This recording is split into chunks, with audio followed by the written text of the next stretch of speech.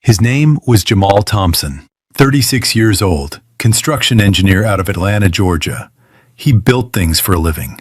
Reinforced concrete, steel beams, foundations engineered to hold weight that would crush most men. He believed in permanence. He believed in doing the work right, the first time, every time. For 8 years, he believed in his marriage. Then one Tuesday evening in April, his wife sat across from him at the most expensive rooftop restaurant in Atlanta, wearing a red dress she hadn't worn for him in 2 years, and calmly asked if she could spend the night with her ex-boyfriend. She already had a bag packed. What she didn't know, what she could not have known, was that Jamal had already spent 72 hours preparing for exactly this moment. The restaurant was Ponce City Kitchen, perched on the rooftop of Ponce City Market on North Highland Avenue. Candlelight flickered off white tablecloths. The Atlanta skyline stretched wide and glittering behind the glass railing. On a different night, in a different life, it might have felt romantic. Jamal had made the reservation 3 weeks earlier. He was going to tell her he loved her. He was going to order the good champagne. Instead, he sat watching his wife of 8 years glance at her phone every 40 seconds, smirking softly at messages she kept tilted just out of his line of sight. The black leather overnight bag beneath her chair caught his eye the moment he sat down. Fully zipped, neatly packed. The kind of packed that doesn't happen in a hurry. "You waiting on somebody?" he asked, keeping his voice easy. Keisha set her phone face down on the tablecloth and looked at him with those dark eyes he had memorized across 8 years. Every mood, every flicker, every meaning behind them. The look she gave him right then was one he had never seen before. It wasn't guilt. It was entitlement. "Jamal," she said, plain as ordering dessert. "I need one night. I have to see Darius, my ex. Just one night." The table between them seemed to widen. His chest tightened the way it does when a structural calculation comes back wrong. That cold, instant recognition that something is about to collapse and cannot be stopped with bare hands. Darius Washington, 38 years old, real estate entrepreneur, gold watches, tailored suits, and a smile that consumed an entire room. He had been Jamal's best friend in college, his best friend, before the money changed him, before Jamal slowly understood that the man he once called a brother had never truly valued anything he hadn't purchased. Jamal set his fork down. He did not cry. He did not raise his voice.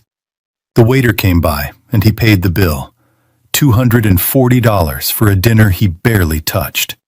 And he drove Keisha home to the 2-story Craftsman house in Atlanta's West End neighborhood that they had built their life inside of, together, over 8 years. The moment they stepped through the front door, she picked up that black bag and headed straight back out. "Don't make this a big deal, Jamal. I just need one night to think," she said. The door clicked shut behind her. Jamal stood alone in the living room. The overhead light buzzed softly. On the mantel, a framed photo from their wedding day watched him from across the room. Keisha laughing, her head thrown back, his hand at her waist.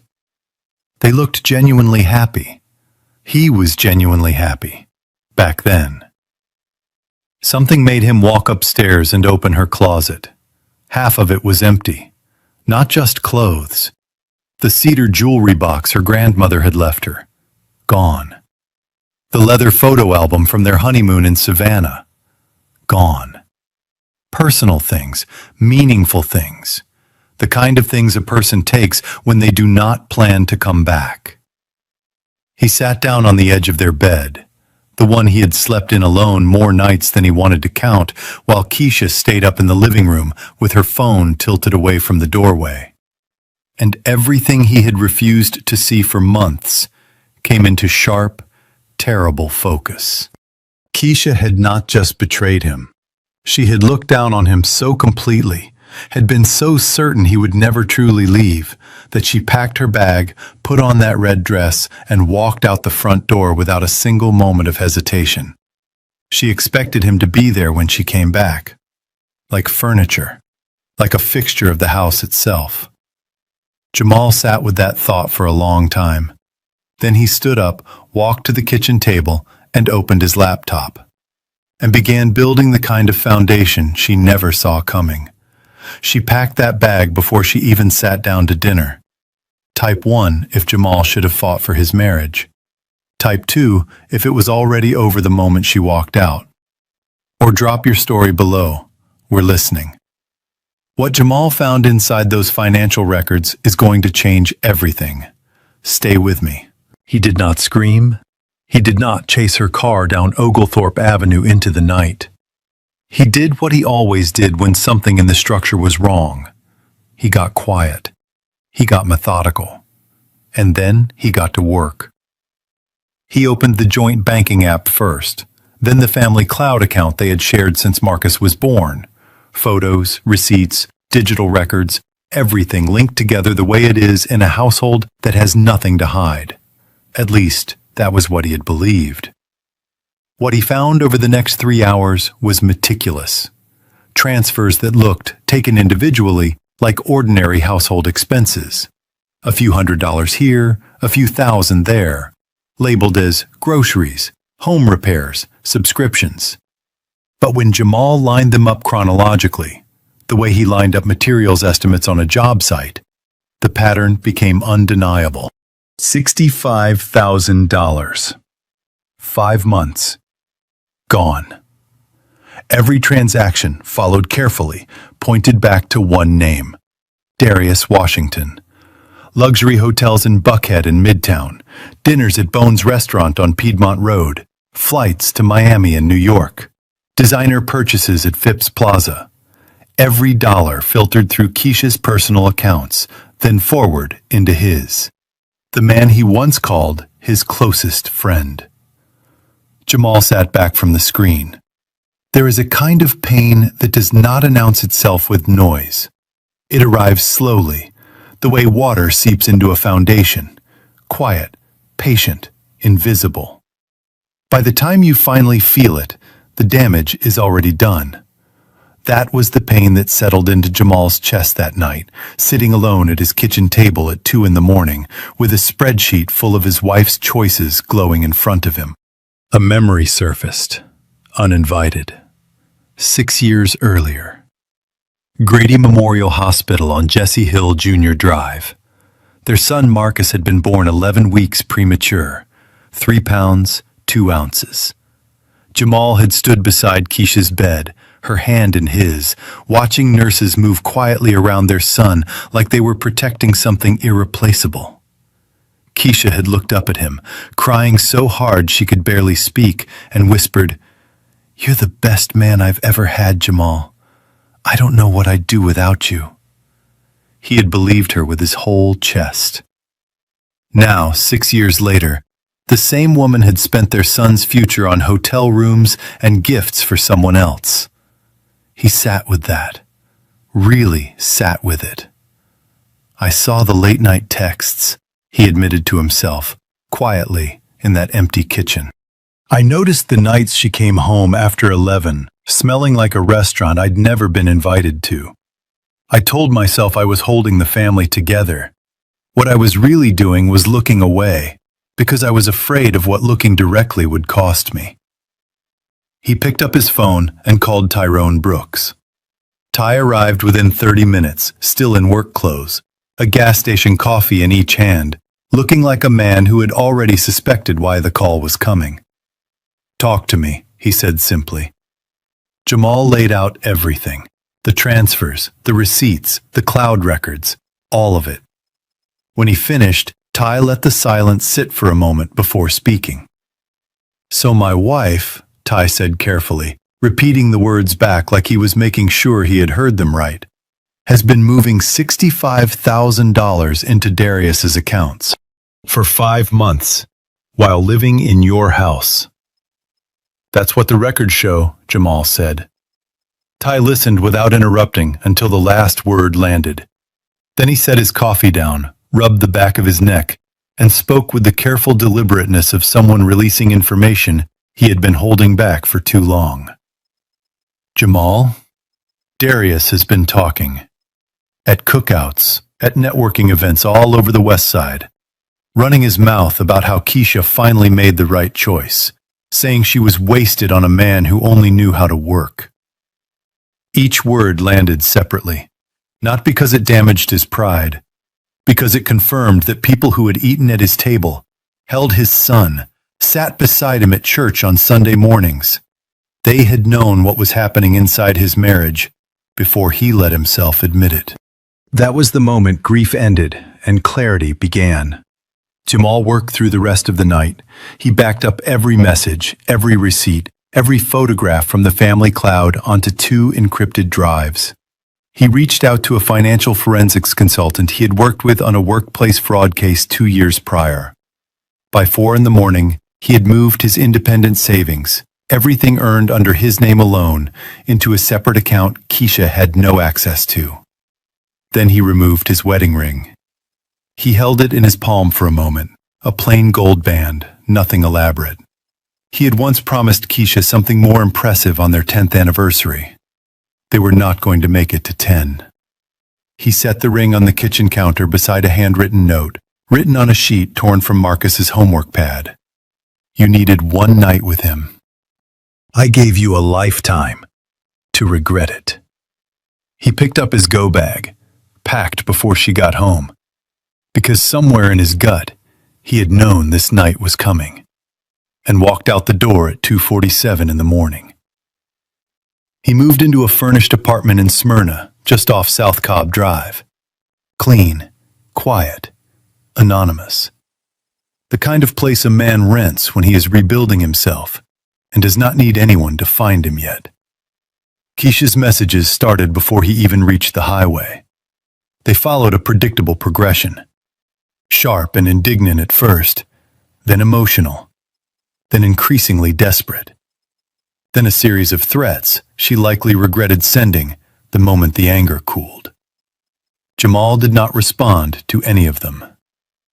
Around midnight, his mother called. Mama Gloria's voice always carries warmth, even when she is in pain. Warm cornbread and Sunday mornings, no matter the hour. That night, the pain was right at the surface.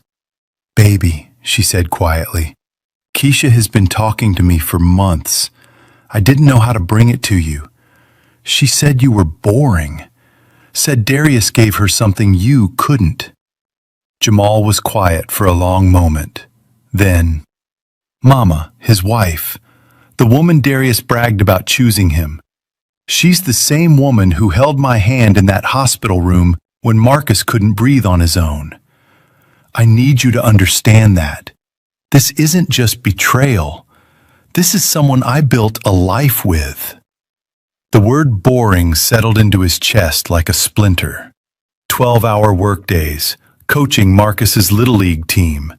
Sunday dinners because Keisha said cooking wore her out. The plumbing he fixed himself instead of hiring someone so they could save the money. Every school event, every holiday, every ordinary Tuesday showing up without being asked. Boring, because he paid the electric bill and came home every night. But he held himself steady. I know, Mama, he said. Go get some rest. I'm going to be all right.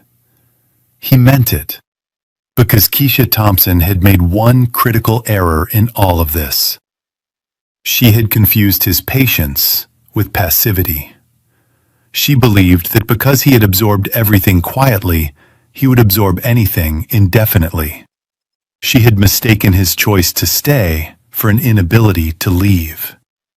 She was about to learn the difference, quietly, legally, and permanently. What happened 3 days later, when Jamal finally agreed to meet Keisha face-to-face, would leave her shaking. And it would mark the last time she ever looked at him the same way again. On the 4th day, Keisha sent a message that was different from everything that had come before it. No anger, no demands, just 6 words. Can we please just talk. Please. A therapist watching from the outside would recognize this shift immediately. It has a name: reactive attachment. When someone who has been emotionally avoidant suddenly confronts real loss, not the concept of it, but the lived, concrete reality of an empty house and an unanswered phone, the nervous system sounds an alarm. The person who was cold becomes desperate. The one who pushed you away reaches back. Not because they have changed, because they are frightened. Jamal recognized it too, not with clinical language, with the quiet, bone-deep instinct of a man who had spent 8 years learning to read one woman's emotional weather. He agreed to meet her, not because he was wavering, because he understood that some conversations have to happen in person in order to be truly final. He chose Joystick Game Bar on Edgewood Avenue in Old Fourth Ward, a place from their early years. Pinball machines, low lighting, the close, comfortable smell of old wood and cold drinks. He'd chosen it with purpose. Familiarity lowers a person's guard. Keisha would walk through that door and feel, briefly, like the woman she used to be, before resentment and comparison had become her default setting. She would arrive slightly softer than she intended. He arrived first, ordered water, sat with his back to the wall. She came through the door 7 minutes late. She looked hollowed out, makeup applied carefully over eyes that had not slept, wearing a blouse he recognized from years of date nights when she wanted him to notice her. Standing in the doorway of a bar they had laughed in together, in clothes chosen to remind him of better times. She was, without realizing it, running the script that had always worked before. Appear remorseful, evoke the good memories, wait for the stableman to stabilize everything. It was not manipulation in the deliberate sense. It was conditioning, the deeply ingrained expectation that Jamal would respond to her distress by absorbing it, the way he had always absorbed everything. The problem was that Jamal had stopped participating in that script. She crossed the room quickly and reached for him, both arms out, the hug that used to reset everything between them. He stepped back, once, quietly. Her arms fell to her sides. She sat. Psychologists who study long-term relationship breakdown point to a pattern they call devaluation cycling. One partner gradually stops perceiving the other as a full person and begins relating to them as a function, a role the other person fills, rather than a human being they chose. The partner becomes ambient, like temperature in a room, present, necessary, and completely unnoticed until it's gone. Keisha had been inside that cycle for years. She did not wake up one morning and decide to stop valuing Jamal.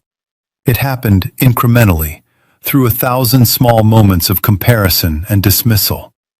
And the more consistent and reliable Jamal was, the more invisible he became. His faithfulness read as predictability. His steadiness read as limitation. Darius was compelling to her precisely because he was unreliable. Uncertainty produces a neurological response, alertness, anticipation, the heightened focus that comes from not knowing what comes next. That response is powerful. It is also frequently mistaken for genuine feeling. Jamal produced none of that. He produced safety. And somewhere along the way, Keisha had confused safety with smallness. Jamal set his phone face up on the table and opened the folder. The bank transfer records appeared first, color-coded by date, totaled at the bottom. $65,000 across 5 months, each transaction labeled in Keisha's own handwriting through the digital memo field. Her eyes moved across the screen. The color left her face gradually, the way a tide pulls back from shore. First her forehead, then her cheeks, then the skin around her mouth going pale and still. Hotel receipts next. The Waldorf Astoria on Peachtree Road. The St. Regis Atlanta downtown. 2 nights at the W Hotel in Buckhead. All time-stamped. all charged to the joint credit card she had used freely, assuming he never reviewed the statements. He had reviewed every statement. He had simply, for too long, chosen not to ask questions he already sensed the answers to. The message screenshots followed, organized by month, the way evidence is organized for a site inspection, methodically, clearly, without emotional commentary. And then the photographs pulled from the family cloud account they had both trusted. Keisha's hand flew to her mouth. A single tear moved down her left cheek, then another. Her hands, folded on the table, began trembling. That fine, involuntary trembling that the body produces when it can no longer hold the gap between what a person has done and the version of themselves they prefer to believe in. "Jamal," she whispered, "please." He said nothing. He let the evidence speak for itself, the way evidence always should. "I thought you'd be home waiting," she finally said. Her voice was barely a thread. "You've always been my safe place, the stable one."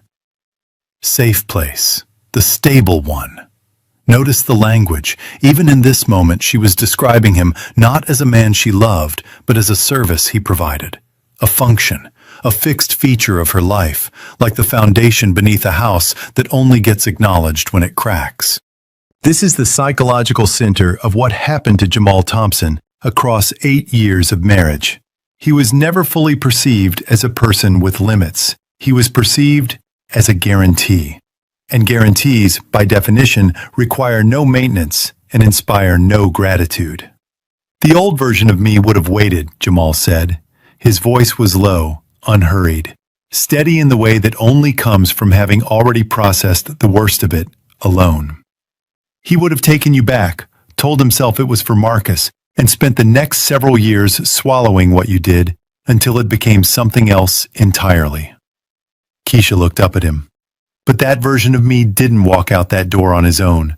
You sent him away, a little at a time, every time you looked at me like I was something ordinary. Every time you compared me to a man whose lifestyle was theater and called it happiness. Every time you made me feel that showing up, day after day, without drama, wasn't enough." Her crying deepened. A couple at the adjacent table glanced over briefly, then looked away. "I built for you," he said. "The way I build everything, from the foundation up, piece by piece, designed to last. You stood in the middle of everything I built and decided it wasn't exciting enough." He paused. When he spoke again, the words came out slower, each one carrying full weight. "You were my wife. The woman I drove to the hospital at 3 in the morning. The woman I stayed beside in the NICU until sunrise. That woman looked me in the eye across a candlelit table and asked for permission to leave. And then she left anyway." Here is the lesson that lives inside this moment, for anyone watching from the outside. We are taught, in ways we rarely examine, to associate excitement with value and reliability with ordinariness. But excitement is neurological. It fades. The nervous system habituates to it within months. What does not fade, what actually deepens with time, is trust. The certainty that someone will be present when things go wrong. The knowledge that the person beside you is not performing. Keisha pursued a feeling and called it living fully. She left behind the only thing that was genuinely real. For the first time since Jamal had known her, he watched real fear move across her face. Not the fear of losing comfort, not the fear of social embarrassment, the fear of irreversible loss. The specific, devastating recognition that something you dismissed as permanent was always, quietly, without announcement, a choice someone was making every single day, and that they had stopped making it. He collected his phone, stood, buttoned his jacket. "I hope it was worth it," he said, not cruelly, just truthfully. He walked out onto Edgewood Avenue into the warm April night and did not look back. Behind him, she said his name, once, twice. then nothing. And for the first time in years, the silence felt like something he had earned. What happened less than 24 hours later, at the door of Jamal's apartment just before midnight, would bring secrets into that room that nobody present was fully prepared for.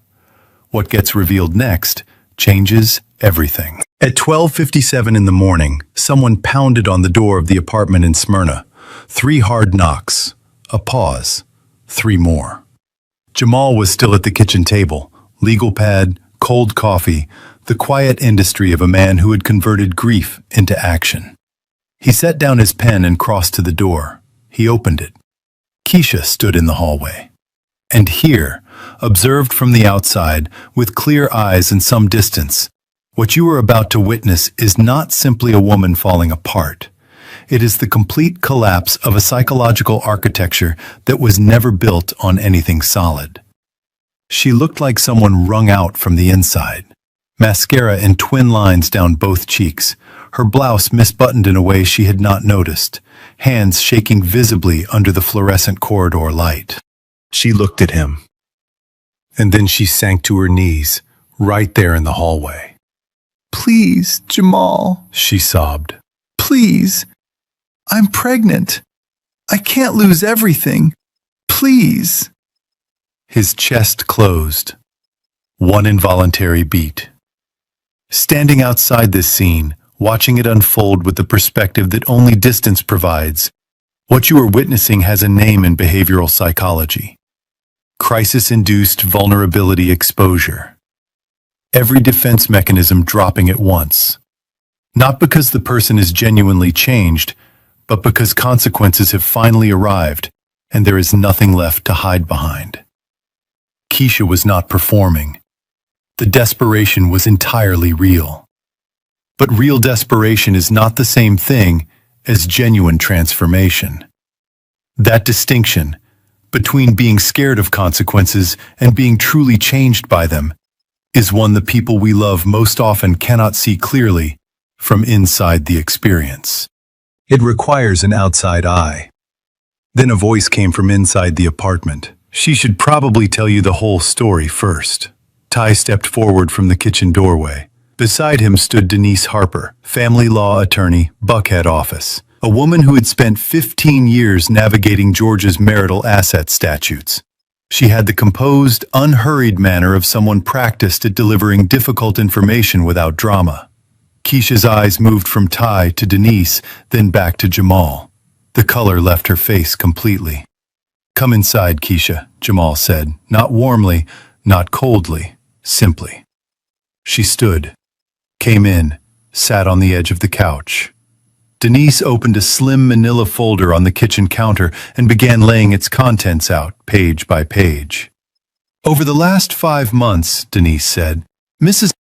Thompson transferred $65,000 from joint marital accounts to Darius Washington. These transfers are fully documented and time-stamped." Keisha drew breath to speak. Denise continued. "We also recovered written communications discussing a plan to transfer partial ownership of the marital property, the home on Oglethorpe Avenue, to Mr. Washington. The language used was consistent across multiple messages. Building a new future together. I wasn't actually going to. The intent is established in writing, Keisha," Denise said, without raising her voice. "The documentation is dated." Keisha pressed both hands over her face. From an outside perspective, this is the moment worth examining carefully. Because what has just happened is not only legal exposure, it is what therapists call the collapse of the private narrative. For months, Keisha had been living inside a story she authored for herself.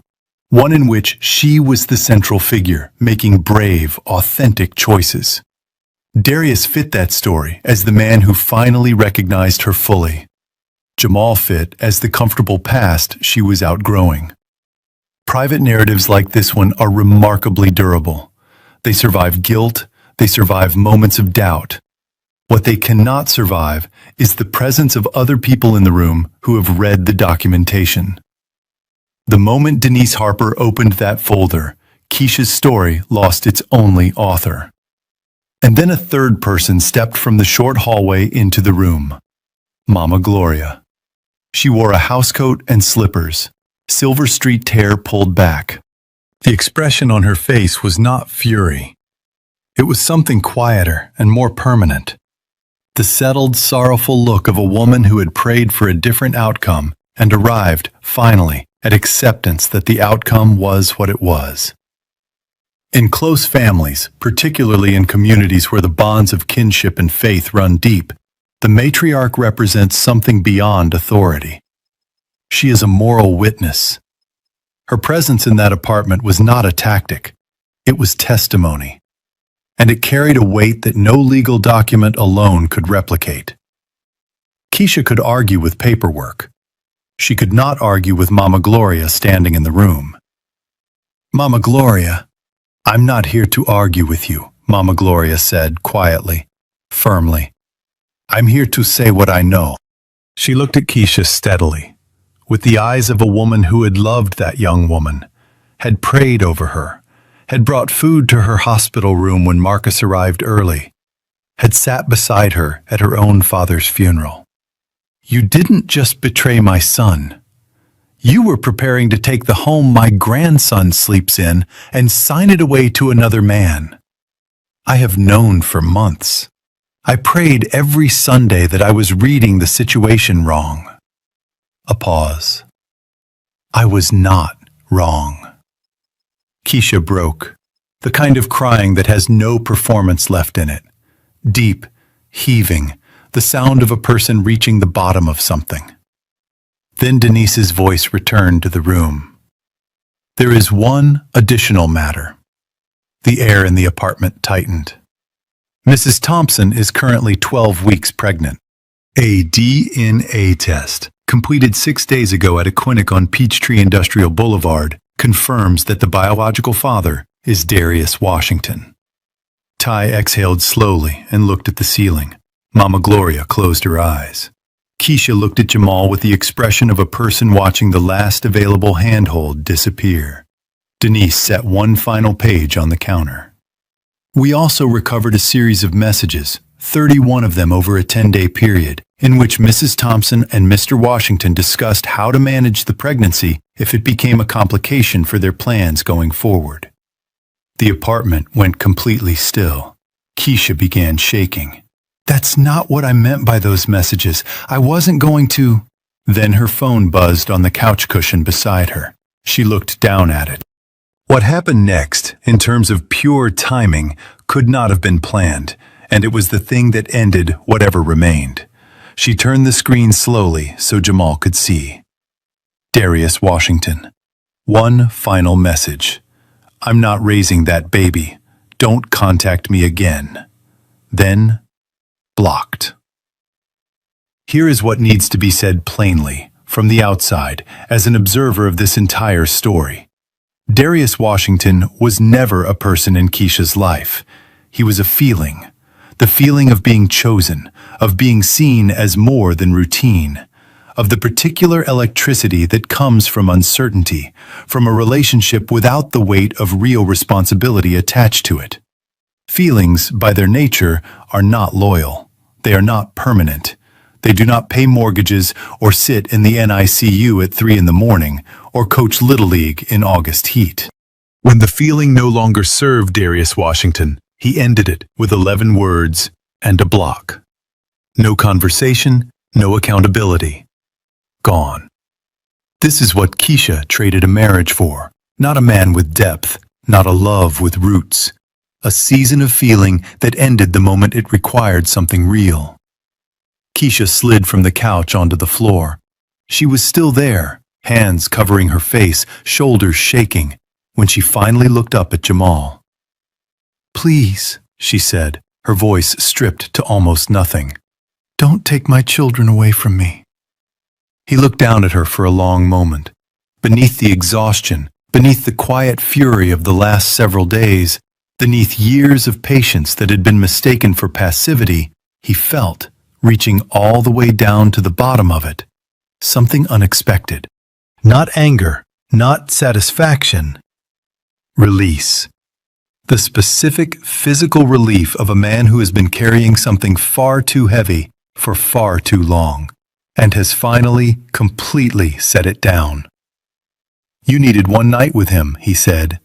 His voice was just above a whisper. "I'm giving you a lifetime to understand why that was a mistake." He turned toward the door. He did not slam it.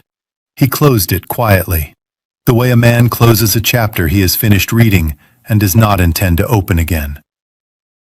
What happened in the courtroom 5 months later would be the last scene of this story. And for Jamal, it would be the last time he ever looked backward at any of it. The divorce took 5 months.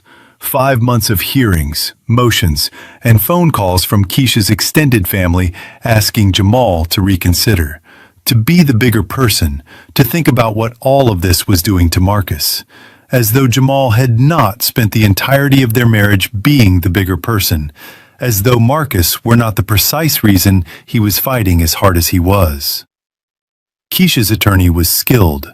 She came into the first mediation session at the Fulton County Courthouse composed and prepared, and spent 45 minutes arguing that Jamal had been emotionally withdrawn long before the marriage deteriorated, and that the financial transfers represented shared decisions made in the course of a mutual life.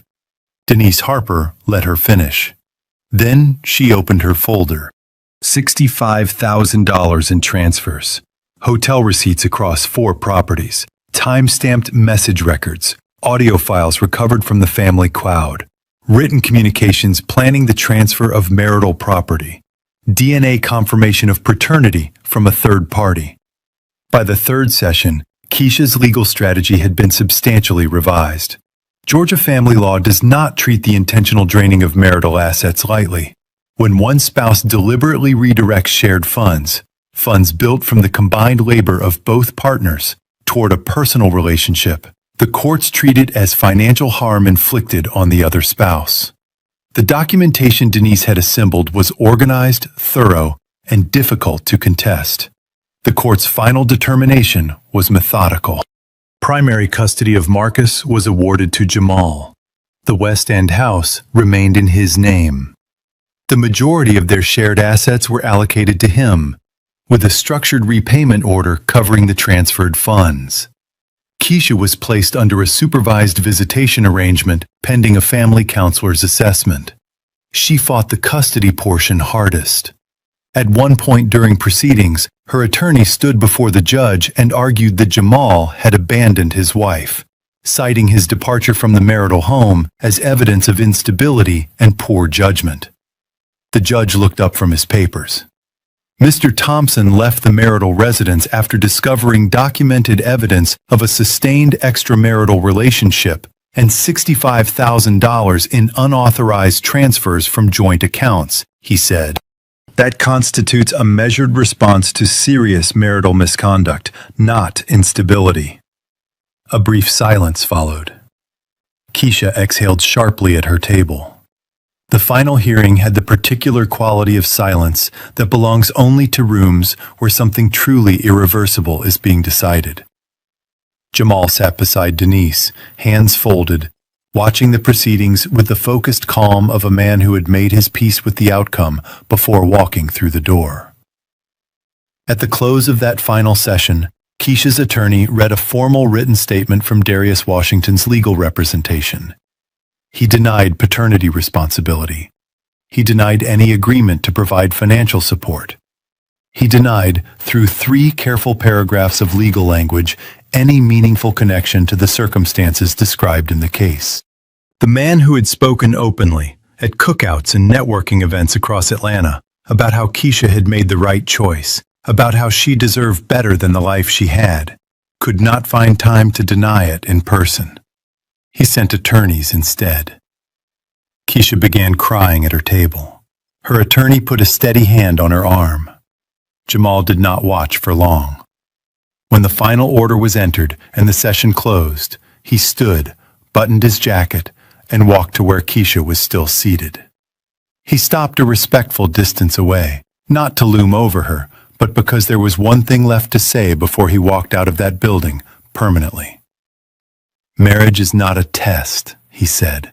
keeping his voice low enough that only she could hear it clearly. You don't measure someone's loyalty by how much they'll absorb before they break, and then act surprised when the breaking is real. He let that settle for a moment. Keisha was my wife. She was supposed to be the person I built everything with. Instead, she became the reason I had to rebuild from scratch. And the hardest part? He glanced toward Marcus at the back of the room. I'm grateful for it now. Because what I'm building this time, I'm building it on something real. She looked up at him, eyes swollen, hands folded in her lap. I don't carry anger toward you anymore, he said, and he meant it fully. Anger is expensive. I need everything I have for Marcus. He glanced toward the back of the courtroom, where Mama Gloria sat with his son. Marcus was reading a book about dinosaurs, the thick kind with full-color photographs, completely absorbed, entirely unaware that the world around him had just been officially rearranged. I chose my son, Jamal said simply. And I chose myself. He turned and walked through the courtroom doors. Outside on Pryor Street, the afternoon light was warm and flat the way Atlanta light tends to be, indifferent to whatever happens beneath it, bright regardless. Mama Gloria came through the doors beside him, Marcus's hand in hers. Ty fell into step on the other side, hands in his jacket pockets, quieter than usual. You good? Ty asked after a moment. Jamal considered the question honestly. Yeah, he said. I really am. In the weeks that followed, word traveled the way it always does in communities built on shared history. Not loudly, but completely. Members of their church on Gordon Road quietly created distance. Friends from both families found reasons to stop calling. The social world Keisha had navigated confidently for years contracted around her, the way a room grows smaller when the lights go down. She moved back into her mother's house in College Park. Darius Washington, by all available accounts, had moved on to a new chapter before the court ink was dry on the paternity denial. The life Keisha had dismantled her marriage to build was nowhere in sight. And the man she had counted on to stay, reliable, quiet, steady, boring Jamal Thompson, was standing in the October sunlight outside the Fulton County Courthouse with his son's hand in his, walking forward, not looking back. Healing doesn't announce itself. It doesn't arrive with a dramatic moment or a clear ending. It arrives quietly, in the ordinary mornings you didn't expect to feel all right in. What Jamal found on the other side of all of this is the part of the story that stays with you longest. 6 months after the last gavel fell in Fulton County Family Court, Jamal stood in front of the house in West End with Marcus's hand in his. It was a Saturday morning in October, cool enough for a jacket, the kind of Atlanta autumn day that arrives like an apology for the long summer. The maple in the front yard had turned orange and red. The porch swing creaked the same way it always had, in the same slow rhythm it had kept for as long as either of them could remember. Marcus looked up at the house with the careful, watchful expression that children get when they are trying to read emotional weather without the vocabulary to ask about it directly. "Dad," he said quietly, "is Mom ever coming back here?" Jamal crouched down so they were eye level. This boy who had been 3 pounds in an incubator, who now came up past his father's chest and wore his Atlanta Braves cap sideways because he'd seen Ty do it and decided it was the right call. "No, son," he said gently, "but I am always going to be here, and I am never going to let you carry the kind of weight I carried for too long." Marcus nodded slowly, the way children do when they understand something they do not yet have words to name. Then he asked if they could make French toast. They went inside and made French toast. Real life, the version Jamal had not been living for years, the one he had been white-knuckling his way alongside while trying to hold everything else together, returned quietly and without ceremony. He went back to the gym. Not as punishment or compensation, simply as maintenance, the way a man tends to a tool he intends to use for a long time. 3 mornings a week before Marcus woke up, running the trails along the Chattahoochee River at sunrise while Atlanta was still gray and cool and entirely peaceful. It turned out that beneath all the suppressed grief and managed anger and accumulated exhaustion, he had genuinely missed the simple fact of taking care of himself. The side business he had been building in the margins of his marriage, residential renovation contracts, independent engineering consultation, began growing at a pace that surprised even him. Within 4 months, he had brought on 2 subcontractors and signed a commercial project in Decatur that covered half a year of expenses in a single contract. One evening, Ty called for no reason except to say he was proud. "You sound different," Ty said. "Yeah," Jamal said. "Like yourself. Like the version from before all of it." Jamal knew exactly what he meant. And then, in the unhurried, unannounced way that genuinely good things tend to arrive, he met someone. Her name was Adrienne, 40 years old, an architect who worked downtown during the week and coached youth basketball on weekends because she believed that kids needed people in their corner who were not being compensated for it. She had a laugh that started low and built slowly, and she carried the quality that Jamal had been missing for years without ever finding the right word for it. She was at peace. Not the performed peace of someone managing impressions. The deep, earned peace of a person who knew who she was and did not require external confirmation to feel settled in it. Being around her felt like sitting on a porch on a calm afternoon.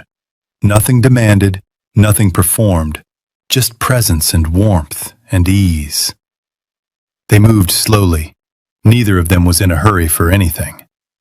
Marcus reported his assessment one evening with the gravity of a professional reviewer. "She helped me with my math homework.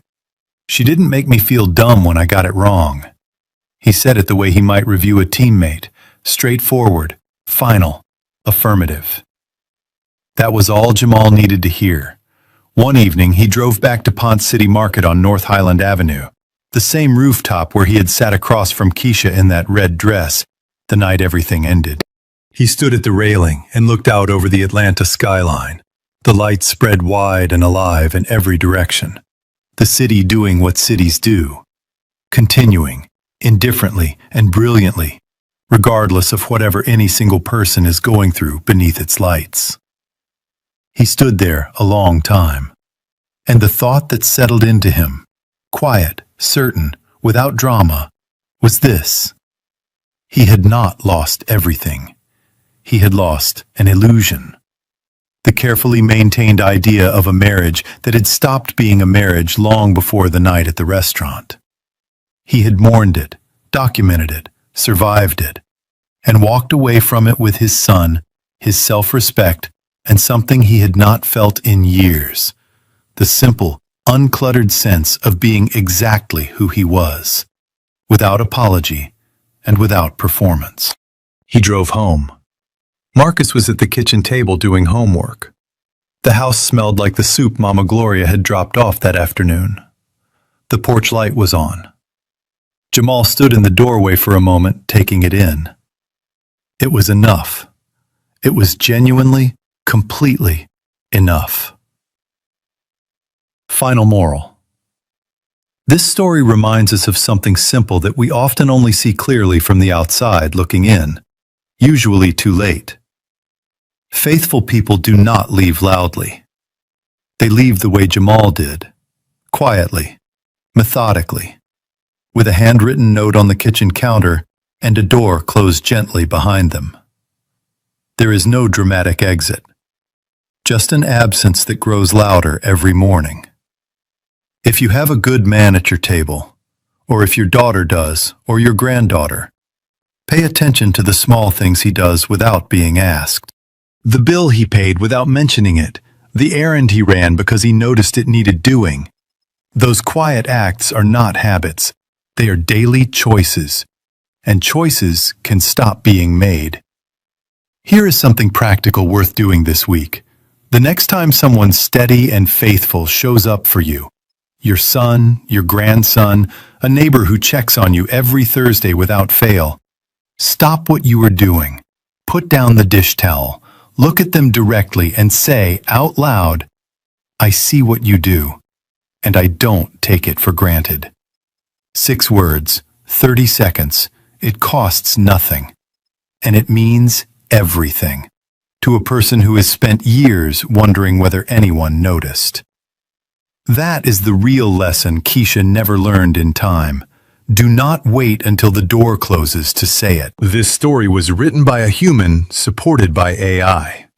It's not grand. It only hopes to gently touch your heart. That even when looked down upon or pushed aside, justice may arrive late, but never absent. And kindness will ultimately be rewarded in the most beautiful way. Production team story and screenplay by Quinn Fung. Character development and visual conceptual